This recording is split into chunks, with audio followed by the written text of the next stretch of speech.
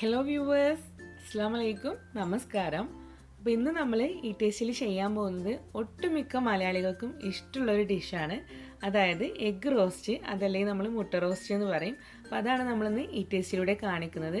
അപ്പോൾ നമുക്കതിൻ്റെ ഡീറ്റെയിൽ ആയിട്ടുള്ള വീഡിയോയിലേക്ക് പോകുന്നതിന് മുമ്പായിട്ട് എൻ്റെ ചാനൽ നിങ്ങൾ ആദ്യമായിട്ടാണ് കാണുന്നത് എങ്കിൽ താഴെ കാണുന്ന ആ ഒരു റെഡ് സബ്സ്ക്രൈബ് ബട്ടൺ പ്രസ് ചെയ്തിട്ട് ചാനൽ ഒന്ന് സബ്സ്ക്രൈബ് ചെയ്യുക. അതിനോടൊപ്പം തന്നെ അതിൻ്റെ റൈറ്റ് സൈഡിൽ ഒരു കുഞ്ഞു ബെല്ലൈക്കൺ കൂടെ ഉണ്ട്, അതുകൂടെ ഒന്ന് പ്രസ് ചെയ്യണം. അങ്ങനെ നിങ്ങൾ ആ ഒരു ബെല്ലൈക്കൺ പ്രസ് ചെയ്യുമ്പം നിങ്ങൾക്ക് 3 ഓപ്ഷൻസ് കാണിക്കുന്നുണ്ടാവും. അതിൽ ഏറ്റവും ടോപ്പിൽ കാണുന്ന ഓൾ എന്നുള്ള ഓപ്ഷൻ സെലക്ട് ചെയ്താൽ മാത്രമേ ഇനി അങ്ങോട്ട് ഞാൻ അപ്ലോഡ് ചെയ്യുന്ന എല്ലാ വീഡിയോസിൻ്റെയും നോട്ടിഫിക്കേഷൻ നിങ്ങൾക്ക് മിസ്സാവാതെ കിട്ടുള്ളൂ. അപ്പോൾ അതുകൂടെ ഒന്ന് ശ്രദ്ധിക്കുക. അപ്പോൾ നമുക്ക് എങ്ങനെയാണ് ഈ ഒരു ഹോട്ടൽ സ്റ്റൈലിൽ, അതായത് നമ്മുടെ ഹോട്ടലിൽ കിട്ടുന്ന അതേ രുചിയിൽ എങ്ങനെയാണ് വീട്ടിൽ ഈ ഒരു എഗ് റോസ്റ്റ് ചെയ്തിട്ട് എടുക്കുക എന്നുള്ളത് നോക്കാം. ഒരുപാട് പേർക്ക് അറിയുന്ന റെസിപ്പി തന്നെയാണ്, പക്ഷേ പലരും ചെയ്യുമ്പോൾ നമുക്ക് ഹോട്ടലിൽ നിന്ന് കിട്ടുന്ന അതേ രുചിയൊന്നും കിട്ടാറില്ല.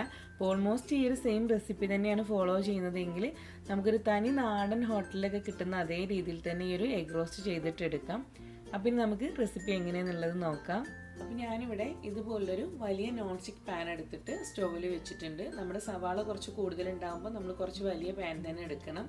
ഇത് നന്നായിട്ട് ചൂടായിട്ട് വരുമ്പോൾ നമുക്കിതിലേക്ക് ഒരു 3 ടേബിൾ സ്പൂണോളം വെളിച്ചെണ്ണ ഒഴിച്ചു കൊടുക്കാം. ഇനിയിപ്പോൾ വെളിച്ചെണ്ണ നമ്മൾ സവാള വഴറ്റിക്കൊണ്ടിരിക്കുമ്പം കുറവാണ് തോന്നുകയാണെങ്കിൽ അപ്പോൾ നമുക്ക് വീണ്ടും ഒഴിച്ചു കൊടുക്കാവുന്നതാണ്.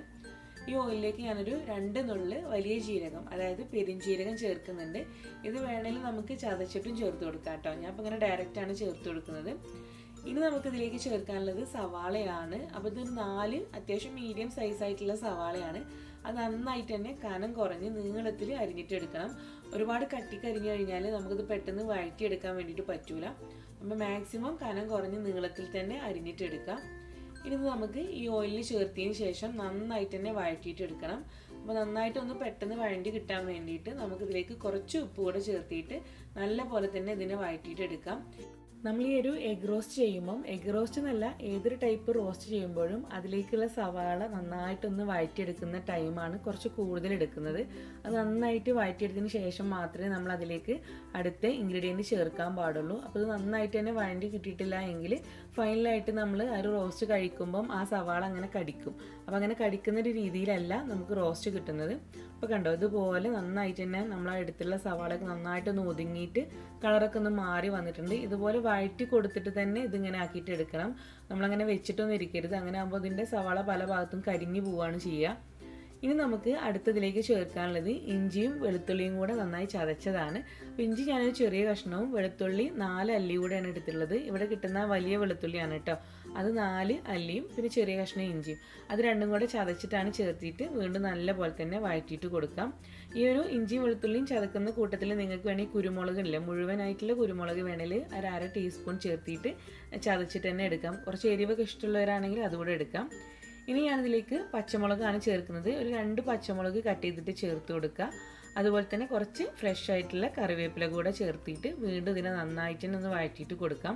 ഈ ഒരു വഴറ്റുന്ന പ്രോസസ്സ് ത്രൂ ഔട്ടായിട്ട് നമ്മുടെ ഈ ഒരു റോസ്റ്റിൽ ഉണ്ടാവും കേട്ടോ. നമ്മളിത് ഫൈനലായിട്ട് ചെയ്യുന്നവരെ ഈ ഒരു വഴറ്റുന്ന സംഭവം വേണം, എങ്കിലേ അത് നന്നായിട്ട് പെർഫെക്റ്റ് ആയിട്ടുള്ളൊരു റോസ്റ്റായിട്ട് കിട്ടുള്ളൂ. ഇനി നമ്മൾ ഇത്രയും ആയി കഴിഞ്ഞാൽ ഇനി ഇതിലേക്ക് നമ്മൾ മസാലപ്പൊടികളൊക്കെ ചേർത്ത് തുടങ്ങാണ്. അപ്പോൾ ആദ്യം നമുക്ക് ഒരു 1/4 ടീസ്പൂൺ മഞ്ഞൾപ്പൊടി ചേർത്ത് കൊടുക്കാം. പിന്നെ ഇവിടെ എരിവിന് വേണ്ടിയിട്ട് ഞാൻ കാശ്മീരി റെഡ് ചില്ലി പൗഡറും ചേർക്കുന്നുണ്ട്. നമ്മുടെ കോമൺ ആയിട്ടുള്ള നല്ല എരിവുള്ള മുളക് പൊടിയും ചേർക്കുന്നുണ്ട്. നല്ല എരിവുള്ള മുളക് പൊടി നമുക്കൊരു 3/4 ടീസ്പൂൺ ചേർക്കാം. അതല്ലെങ്കിൽ നിങ്ങൾക്ക് എരിവ് ഇഷ്ടമാണെങ്കിൽ 1 ടീസ്പൂൺ തന്നെ ചേർക്കാം. പിന്നെ ഞാൻ കാശ്മീരി റെഡ് ചില്ലി പൗഡർ ഒരു 1/4 ടീസ്പൂൺ ചേർക്കുന്നുണ്ട്. പിന്നെ നമുക്കിതിലേക്ക് ചേർക്കേണ്ടത് മല്ലിപ്പൊടിയാണ്. അതൊരു 1 ടീസ്പൂൺ മുതൽ ഒരു 1/4 ടീസ്പൂൺ വരെയൊക്കെ അതും ചേർത്ത് കൊടുക്കാം. പിന്നെ ഫൈനലായിട്ട് നമ്മൾ ചേർക്കുന്നത് ഗരം മസാല പൗഡറാണ്. അതൊരു 1/2 ടീസ്പൂൺ മുതൽ 3/4 ടീസ്പൂൺ വരെ ചേർക്കാം. നമ്മൾ എടുക്കുന്ന ആ ഒരു ഗരം മസാലയുടെ ഒരു ടേസ്റ്റ് ഒക്കെ നോക്കിയിട്ട് ചേർക്കാം. ഞാനിപ്പോൾ ഒരു 1/2 ടീസ്പൂണാണ് ചേർത്തിട്ടുള്ളത്. ഇതിൻ്റെ കൂടെ നിങ്ങൾക്ക് ഒരു 1/2 ടീസ്പൂൺ കുരുമുളകിൻ്റെ പൊടി കൂടെ ചേർക്കാം കേട്ടോ. കുറച്ചും കൂടി എരിവൊക്കെ വേണമെങ്കിൽ, ഞാൻ എടുത്തുള്ള പച്ചമുളകിന് നല്ല എരിവുണ്ട്, അത് കാരണമാണ് ഞാൻ കുരുമുളകിൻ്റെ പൊടി അവോയ്ഡ് ചെയ്തിട്ടുള്ളത്. അപ്പോൾ എല്ലാം കൂടെ നന്നായിട്ടൊന്ന് വഴറ്റിയിട്ട് കൊടുക്കുകയാണ്. വീണ്ടും ഈ ഒരു പൊടികളൊക്കെ ഒന്ന് ചേർത്തിട്ട് നന്നായിട്ടൊന്ന് എന്താ പറയുക, ഈ ഒരു സവാളയുടെ കൂടെ ഒന്ന് വഴറ്റിയിട്ട് അതിൻ്റെ ഒക്കെ ഒരു നല്ലൊരു സ്മെല്ലുണ്ടല്ലോ ഈ ഒരു മസാലപ്പൊടികളുടെ, അത് നന്നായിട്ട് പുറത്തേക്ക് കിട്ടുന്നവരെ നല്ല പോലെ തന്നെ ഇത് വഴറ്റിയിട്ട് കൊടുക്കണം. അപ്പോൾ ഇങ്ങനെ നമുക്കിത് വഴറ്റി കൊടുക്കുന്ന സമയത്ത് ഓയിൽ കുറച്ച് കുറവാണ് തോന്നുകയാണെങ്കിൽ വീണ്ടും നമുക്ക് ഈ ഒരു സമയമാകുമ്പോഴത്തേക്ക് വെളിച്ചെണ്ണ ഒഴിച്ചു കൊടുക്കാം. അപ്പോൾ ഞാൻ ആദ്യം ചേർത്തിട്ടുള്ളത് 3 ടേബിൾ സ്പൂൺ വെളിച്ചെണ്ണയായിരുന്നു. അപ്പോൾ ഞാനിവിടെ വീണ്ടും ഒരു 1 ടേബിൾ സ്പൂൺ കൂടെ വെളിച്ചെണ്ണ ഒഴിച്ചു കൊടുക്കുന്നുണ്ട്. നമ്മുടെ എഗ് റോസ്റ്റ് എന്ന് പറയുമ്പം കുറച്ച് ഓയിലാവും, കുറച്ച് കൂടുതൽ ഓയിൽ ഇങ്ങനെ എടുത്ത് കാണിക്കണം അതിൽ, അപ്പോഴാണ് കറക്റ്റ് ടേസ്റ്റ് കിട്ടുകയുള്ളൂ. അപ്പോൾ വീണ്ടും 1 ടേബിൾ സ്പൂൺ ഓയിൽ കൂടെ ഒഴിച്ചു കൊടുത്തിട്ട്, അതായത് വെളിച്ചെണ്ണയാണ് കേട്ടോ, നന്നായിട്ട് തന്നെ വീണ്ടും ഇതിനെ വഴറ്റിയിട്ടെടുക്കാം. നമ്മൾ ആദ്യം ഇത്തിരി ഉപ്പ് ചേർത്തിട്ടുണ്ടായിരുന്നു. അപ്പോൾ ഉപ്പൊന്ന് ടേസ്റ്റ് ചെയ്തിട്ട് വീണ്ടും ഞാൻ കുറച്ചുകൂടെ ഉപ്പ് ചേർക്കുന്നുണ്ട്.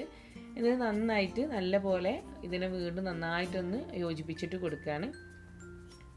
ഇനി നമുക്കിതിലേക്ക് ചേർക്കാനുള്ളത് തക്കാളിയാണ്. അപ്പോൾ ഒരുപാട് തക്കാളിയൊന്നും ഞാൻ ചേർക്കുന്നില്ല, ഒരു കുഞ്ഞു തക്കാളിയാണ് നന്നായിട്ട് കനം കുറഞ്ഞ് അരിഞ്ഞിട്ട് ചേർത്തിട്ടുള്ളത്.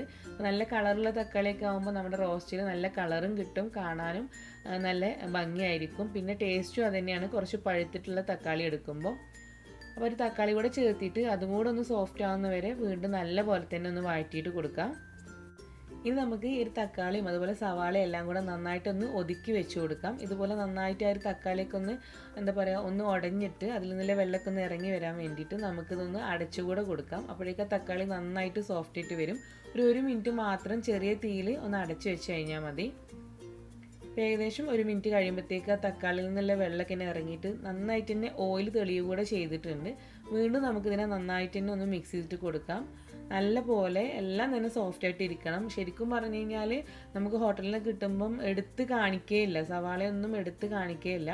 ഇനി നമുക്ക് ഈ ഒരു റോസ്റ്റിൻ്റെ ടേസ്റ്റ് ഒന്നുകൂടെ നന്നാക്കാൻ വേണ്ടി ഇതിലേക്കൊരു 1 ടീസ്പൂൺ ഷുഗർ കൂടെ ചേർത്ത് കൊടുക്കുന്നുണ്ട്. അപ്പോൾ നിങ്ങൾക്കറിയാം ഹോട്ടലിൽ നിന്ന് കഴിക്കുന്ന ആ ഒരു എഗ് റോസ്റ്റിന് ചെറിയൊരു മധുരത്തിൻ്റെ ടേസ്റ്റ് കൂടെ ഉണ്ടാവും. അപ്പോൾ ചില സവാള യൂസ് ചെയ്യുമ്പോഴത്തേനും ചെറിയൊരു മധുരം ഉണ്ടാവും, പക്ഷേ ഇത് ടേസ്റ്റ് ചെയ്യുമ്പോൾ ഇത്തിരി മധുരം ഉണ്ട്. എങ്കിൽ പോലും നമുക്കതിലേക്കൊരു 1 ടീസ്പൂൺ കൂടെ പഞ്ചസാര ചേർത്തിട്ട് നല്ല പോലെ മിക്സ് ചെയ്തെടുത്തിട്ട് ഇതുപോലെ ഒന്ന് ഒതുക്കി വെച്ച് കൊടുക്കാം. ഇനിയാണ് നമ്മുടെ മെയിൻ താരത്തിന് നമ്മൾ ചേർക്കുന്നത്, അതായത് എഗ്ഗ്. ഞാനിവിടെ 4 എഗ്ഗാണ് എടുത്തുള്ളത്, പക്ഷേ ഇത്രയും ഒരു ഗ്രേവിയിലേക്ക് നമുക്കൊരു 6 എഗ്ഗ് വരെ എടുക്കാവുന്നതാണ്. അപ്പോൾ എഗ്ഗ് പുഴുങ്ങിയെടുക്കുമ്പം ഒട്ടും തന്നെ പൊട്ടിപ്പോവാതെയൊക്കെ പുഴുങ്ങിയെടുക്കാൻ വേണ്ടിയിട്ട് ഉള്ള ടിപ്സൊക്കെ ഞാൻ എഗ് ബജി ചെയ്ത സമയത്ത് പറഞ്ഞിട്ടുണ്ടായിരുന്നു. അപ്പോൾ നിങ്ങൾ മുട്ട പുഴുങ്ങിയെടുക്കുമ്പം കുറച്ച് ഉപ്പ് കൂടെ ചേർത്തിട്ട് പുഴുങ്ങിയിട്ട് എടുക്കുക. അതുമാത്രമല്ല, നമ്മൾ മുട്ട വെള്ളത്തിൽ ചേർത്തിയ ഉടനെ തീ കൂട്ടി വെക്കാതെ 2-3 മിനിറ്റ് ചെറിയ തീയിൽ കുക്ക് ചെയ്തതിന് ശേഷം മാത്രം തീ കൂട്ടി വെക്കാനായിട്ട് ശ്രദ്ധിക്കുക. മുട്ട ഇട്ട് കൊടുക്കുമ്പം പതിയെ ഇട്ട് കൊടുക്കുക, പെട്ടെന്ന് ഇട്ട് കൊടുക്കാതെ പതിയെ ഇട്ട് കൊടുക്കുക. നന്നായിട്ടൊന്ന് 10 മിനിറ്റൊക്കെ തിളപ്പിച്ചതിന് ശേഷം ആ മുട്ട എടുത്തിട്ട് നല്ല തണുത്ത വെള്ളത്തിൽ ഇട്ട് വെക്കാം. എന്നിട്ട് ചൂട് പോയതിന് ശേഷം അതിൻ്റെ ഷെല്ല് ഒഴിവാക്കിയിട്ട് എടുക്കുക. എങ്കിൽ നമുക്ക് ഒട്ടും തന്നെ പൊട്ടാതെ ഈ ഒരു വെള്ളം പെടാതെ നമുക്ക് നന്നായിട്ട് പെർഫെക്റ്റ് ആയിട്ട് മുട്ടയുടെ തോട് പൊളിച്ചെടുക്കാൻ വേണ്ടിയിട്ട് പറ്റും. അപ്പോൾ അതറിയാത്തവർക്ക് വേണ്ടിയിട്ടാട്ടോ വീണ്ടും പറഞ്ഞത്. അപ്പോൾ ആ ഒരു മുട്ട നമുക്ക് ഇതിലേക്ക് ചേർത്ത് കൊടുക്കാം. ഇതിൽ 2 മുട്ട ഞാനൊന്ന് വരഞ്ഞു കൊടുക്കുന്നുണ്ട്, അങ്ങനെ നിർബന്ധമൊന്നുമില്ല, വേണേൽ വരഞ്ഞു കൊടുത്താൽ മതി. ഇപ്പോൾ 2 മുട്ട ഞാൻ വരഞ്ഞു കൊടുക്കാതെയാണ്, കുട്ടികൾക്കുള്ളത് വരഞ്ഞു കൊടുക്കാതെയാണ് ഇട്ടിട്ടുള്ളത്. എരിവും ഒക്കെ ടേസ്റ്റൊക്കെ ഉള്ളിൽ കയറാൻ വേണ്ടിയിട്ടാണ് നമ്മളത് വരഞ്ഞു കൊടുക്കുന്നത്. അപ്പോൾ ആ ഒരു മുട്ട കൂടെ ചേർത്തിട്ട് ഈ ഒരു മസാല ഇട്ട് നന്നായിട്ട് മിക്സ് ആക്കിയിട്ട് എടുക്കുക. പതിയെ വേണം, ഉടഞ്ഞു പോവാതെ വേണം. മാത്രമല്ല ഈ ഒരു മസാല കൂട്ടായിട്ട് നമ്മുടെ മുട്ടയെ നന്നായിട്ട് ഒന്ന് കവർ ചെയ്തിട്ട് എടുക്കണം. എന്നിട്ട് നമുക്ക് നന്നായിട്ട് കവർ ചെയ്തെടുത്തതിന് ശേഷം ഒരു 2 മിനിറ്റ് വളരെ ചെറിയ തീയിലിട്ടിട്ട് വീണ്ടും ഈ ഒരു സവാള നമ്മളൊന്ന് റോസ്റ്റ് ചെയ്യാണ്. അപ്പോഴേക്കും നന്നായിട്ട് തന്നെ ഓയിലൊക്കെ തെളിഞ്ഞിട്ട് വരും. അപ്പോൾ 2 മിനിറ്റിന് ശേഷം നോക്കുമ്പം ഈ ഒരു സവാളയുടെ ക്വാണ്ടിറ്റി വീണ്ടും കുറഞ്ഞിട്ടുണ്ട്. മാത്രമല്ല സൈഡിലൂടെ നന്നായിട്ട് വെളിച്ചെണ്ണ ഇങ്ങനെ തെളിഞ്ഞ് നിൽക്കുന്നുണ്ട്. ഈ ഒരു സമയമാകുമ്പോഴത്തേക്ക് നമുക്കിതിൻ്റെ ഫ്ലെയിം ഓഫ് ചെയ്യാം. വേണേൽ കുറച്ചുകൂടെ ഫ്രഷ് ആയിട്ടുള്ള കറിവേപ്പില ചേർത്ത് കൊടുക്കാം. അപ്പോൾ നമ്മുടെ നാടൻ ഹോട്ടൽ സ്റ്റൈലിലുള്ള എഗ്ഗ് റോസ്റ്റ്, അതല്ലെങ്കിൽ മുട്ട റോസ്റ്റ് ഇവിടെ റെഡി ആയിട്ടുണ്ട്.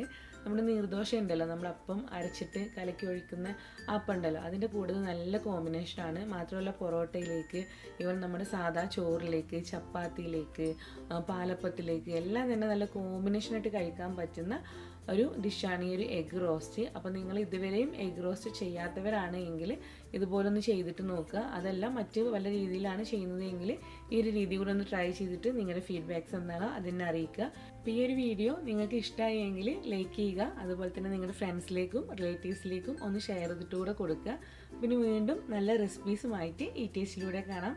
Thank you. അസ്സലാമു അലൈക്കും.